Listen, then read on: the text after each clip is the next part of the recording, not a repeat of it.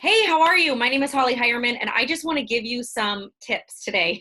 Some tips, some suggestions. I know all of a sudden, many of us are thrust into this whole reality of like distance learning, online learning, and I have experienced a lot of struggle and frustration. Um, and I can feel, people who are transitioning to a platform that maybe they've never used before. You probably are experiencing this as well. So here's the deal. Today I'm going to talk to you about Zoom. It's a very well known program that many people are using right now. And I just want to give you some really quick information that'll help you to have a successful Zoom meeting. And the reason for that is I've been using Zoom for over 11 years. When I first started my home-based business almost 12 years ago, we needed a way, because it was spread throughout the US and now we're in other countries as well, but we needed a way to connect and communicate with people long distance. And I'll be honest, we tried other programs. We tried Skype, we tried Google Hangouts, and nothing seemed as easy and as flawless and as seamless as Zoom. And so I've been using Zoom for, like I said, over a decade.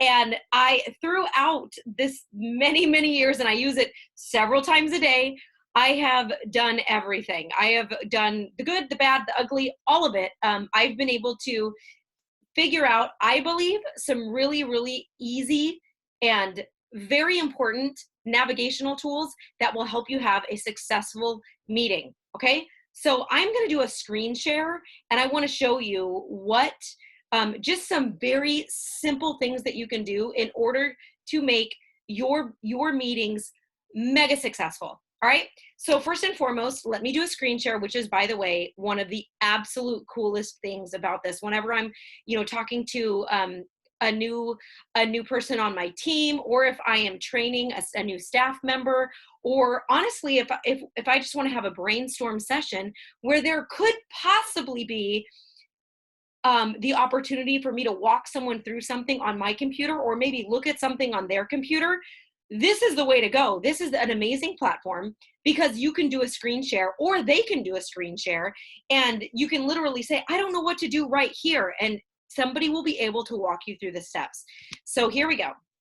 I'm gonna share my very messy desktop, which is totally fine. You know what? It's all good. So I'm gonna take you over here. Oops, wrong one. Let me take you back. Boop, boop, boop. Let me find the right one. All right, I'm going to take you. That's okay. We'll just start here. Go to Zoom. I want to show you what this is like. Okay. Here we go. Cancel. All right, let me expand my screen. And I want to show you I'm going to bring it over here because that little box at the top, it might be covering some stuff. So just know that this is my screen here in the white section. And then you probably have like a little image of me talking up in the corner. So here's the deal.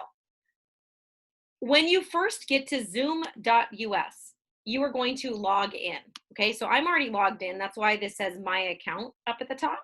More than likely, it'll say sign in or something like that. So you have a lot of different things that you can do. You can host a meeting. You can join a meeting. But honestly, I always just go to my account.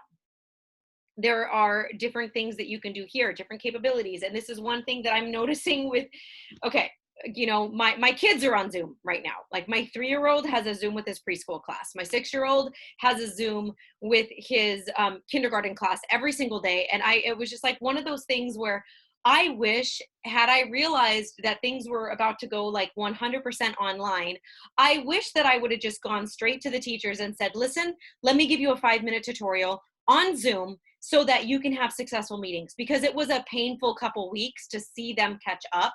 And even still, it's been a little bit painful because meetings are being scheduled, and then there's passwords, and then there's meeting IDs, and then maybe it's not it's not a recurring meeting. So please let me help you here. Let me help you here. So first and foremost, under meetings, you have the ability to schedule a meeting. Notice I have no meetings scheduled. Why? Because I don't feel I need to. Now you could schedule a meeting, but like I said, I've been using Zoom for this amount of time. What I do is I use one link.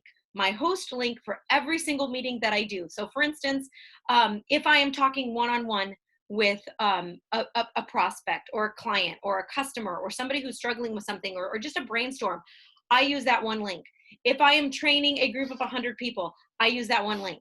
If I am doing just a one-time training, a business opportunity meeting, whatever, I use that one link. I use the same link over and over and over again, if I am the one that is the host of the meeting, okay? Because that is my link. So I don't schedule my meetings. And the reason is that, number one, if you schedule a meeting and it times out, because it only allows you to do so many sometimes, then people have trouble getting back in. The other thing is it creates a unique URL for every meeting that you have scheduled. So, I had like all of these links flying around. Like I said, I've been doing this a long time. I've navigated, I've done a ton, and it gets confusing. It gets so confusing for people. If you're like, okay, well, our mastermind is at this time and here's the link. And then our brainstorm session is at this time and here's the link. And then our training once a week is at this time and here's the link. And you have all these different links with all these different scheduled meetings. And I have never in all my years of doing this run into the fact of, I just have that one link that I use. This is the way that I shifted, I don't know, maybe 4 or 5 years ago. I only use my host link. And I don't ever have people just pop in unnecessarily. The only time where I have a specific link for a specific meeting is, say I am doing like a contest or a training where somebody has to do something in order to be invited to the next meeting. And then that is the only time where I will continuously schedule and set up and send new recurring links. Because, say for instance, if I'm doing like a contest where, we have 100 people in and I want, they have to complete assignment number 1 before they get invited to the next meeting. I don't want everybody to come, right? It's like an exclusive thing. And so they have to be on top of it. They have to pay attention to their email notifications, etc. So I don't schedule meetings. What I do is this instead. I go up to my little icon, right? It's really easy just to insert like a photo of yourself, but I don't need to give you a tutorial on that. But I go up to my little icon. Let's see, up in, profile. Okay, so over here on the left, see? So I'll go back to my profile, which a lot of times it's under my account. You can just click my account. And do you see this link right here? That's all I send. I don't even send the full, like, here's your one tap, because there's a lot. I could send all of the information on different ways to join. I just send that one link. And why? It's because if you just have that one link, right? So it says use this ID for instant meetings. You just have that one link. You don't give people all the other bing bangs and all the other stuff. It's so much less confusing. So a lot of times, even if you send an invitation to a meeting, it's going to give you like 5 different ways that you can dial in, or you can click this link. But the thing is, even if they only want to dial in, meaning even if they only want to listen in on their phone, they can still click that link and it's going to let them into the meeting. They can choose to have their video on or off. You don't have to have all the other things. I don't even give people my personal ID. I just give them the link under my profile. Okay. So I think that that's really important. The other thing is in settings. I always start with host video on, participants video on.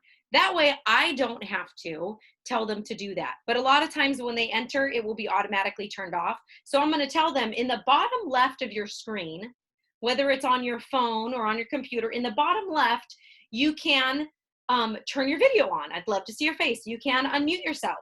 So that's really important. The other thing is audio type, telephone and computer audio. Keep that clicked, okay? Join before host. Keep that clicked. Why? Because if somebody decides to log on 5 minutes before you, they're not going to be able to get into the meeting. Now, what if you're running late? Then all people are going to be getting is they're going to be getting like a message that says, this meeting will not start before the host. So I allow join before host because some people like to get in and like figure out if they're in the right place. So if you don't have join before host, then a lot of times they won't understand if they're in the right place or not. And they're going to be looking at it going, oh, am I in the right place? But if somebody else pops on, they're going to be like, oh, I am in the right place. And they're not going to be going through their emails and searching randomly around to make sure in the right thing. This is the other thing. Click this off. Use your personal meeting ID when scheduling a meeting. Okay. Just make things easy for people. The less they have to input, the better. Okay. So please don't click this off. So this might automatically be clicked. Can you unclick that? The next one, use the personal meeting ID when starting an instant meeting. Click it off. Because otherwise people are going to have to take another step. What if they're on their phone and then they have to navigate away in order to locate that email or that personal meeting ID or whatever? And what if they forget it? What if they can't do a copy paste? It allows too many variables. And the deal is you want people in your meeting as easy and as seamless as possible. Only authenticated users can join meetings. Turn that off. Only authenticated users can join meetings from a web client. That is, I don't know, that's a new setting, but require a password when scheduling new meetings. You can turn that off as well. Okay. So that's a new one. That's a new one. Require a password. To me, the less barriers, the better. Now say that you really are doing this for the first time and you're struggling. Can you imagine what parents across the nation are feeling right now that have to deal with all these different platforms and all these things that they've never done before? Turn the passwords off. Turn the meeting IDs off. Require a password for instant meetings. Turn it off. Require a password for a meeting ID. Turn it off. Just make it as easy as possible. These other ones, I honestly didn't have to do this. Mute participants upon entry. So that is something that is totally up to you. If you want people to be muted upon entry, that might be helpful for you. I usually do that because if I am hosting like a business presentation or training, something like that, then I prefer that they come in muted, but you can decide to turn that off. Okay. Enabled chat. Okay. You can enable private chat, autosave chats. You can just go through this and go, what do I absolutely need? Right? Screen sharing. All participants in mine have screen sharing capabilities, but I'll be honest with you, I have been in business presentations where somebody doesn't know what that little share button is and they think that it's sharing to their social media or something, and they hit share and then all of a sudden they take over my screen. So you might want to turn that off if you don't want somebody else to have the capability of sharing their screen during your teaching or your presentation or something else, right? So that could be a problem if you're just trying to give information if somebody like basically takes over your computer. So you have all of this stuff and I want you to go through and just figure out, do I need this? Do I not need this? Right? So those are just some really basic tips. I don't want to make you dizzy, but I'm going to scroll all the way up to the top again. Those are just some really basic tips that I believe are going to help you tremendously. So again, just to recap, you don't have to schedule meetings unless you have to have a specific link for each thing. Oh, here's another thing. You're only able to control other people on your meeting if you are signed in as the host. So say for instance, this account here, we'll go back to profile. This account here is my account, right? I created it. But if I need somebody else to run a training for me, they could just click the link and they can be the person that's running the training. But if they are not logged in as my account, then they won't be able to mute or unmute people. They won't be able to record. Those are really important things that you need to know, especially if you're just now breaking into this. So, and I've been on many Zooms where they're like, I don't understand why I can't unmute you, or I don't understand why I can't press record, or I can tell. And I know in my gut, I'm like, they're just not logged in as the host. Like, no, I am the host. I am hosting this meeting. No. You have to be logged into the host account in order to control the meeting. Okay. Yes, if the capability is there, anybody can do a screen share, but in order for you to control the meeting, you need to be logged into the host account. Here's the other thing that's really common is you can sign up for a free Zoom account, which is amazing. So Zoom is free. That's fantastic. It gives you capabilities. I think you can have 100 people on a training. Your trainings are limited to 40 minutes. You get a 10-minute warning when you're about to expire that 40 minutes, and then it'll count down from there. All right. But you need to know this because you can upgrade for a simple, I think it's like $15.95 a month or something like that. And then you'll have unlimited minutes. You can have, I think, up to 300 people on those meetings. I've never had to upgrade beyond that. And you still have the same capabilities. The only difference is you can have more people, and you can also um, go beyond the full hour. So if I have a guest presenter that's going to be training my team, my downline, then a lot of times I'll go in and I'll upgrade for just that short amount of time for that one. And then I immediately the next week I go back in, I downgrade, but I still have it for that full 30 days. So I still have that extended length of time for that full 30 days. And so I'll go in and out depending on it. A lot of times I just use the free account because what that does is it helps me to stay brief. And I think that's really important because people's attention spans are pretty small. So typically my trainings only go like 30 minutes, 40 at the max, typically, unless we have a guest speaker. So those are my tips for you today. This is the biggest one, is under your profile. Use this link for every single meeting that you have. Doesn't matter if you have, 10 different meetings that are going on. I would say use that link for every single meeting that you have. Make sure that you are signed in as the host if you want to be able to record, and also mute, unmute people, etc. If you want to be able to moderate that. And then go into your settings and click and unclick the things that you want to make sure are there for you. Like for instance, the join before host. I think that that's really important because I sat on one yesterday where all it was doing was looking at a screen that says join before host. So naturally, I started going to all the other links that I had for this same meeting because the meeting link changed every single week, and it was very frustrating. It was very frustrating. Meanwhile, my child sitting next to me, and he is, getting antsy because I can't get into the right meeting.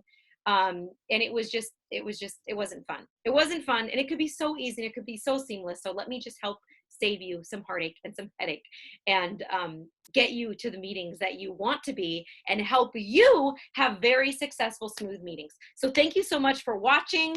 I so appreciate you taking the time to watch this. I hope that this helped. Please let me know if it did, because I would love to connect with you if you have any other questions. I have been running an online business for almost 12 years. I've been using this platform for over 11 years. I know how painful it can be to transition from working face to face with people to, moving over to more online type stuff. But I got to be honest with you, like one of my biggest joys is to help people make this transition and to find creative ways to problem solve. So thank you so much. I will see you soon. Take care.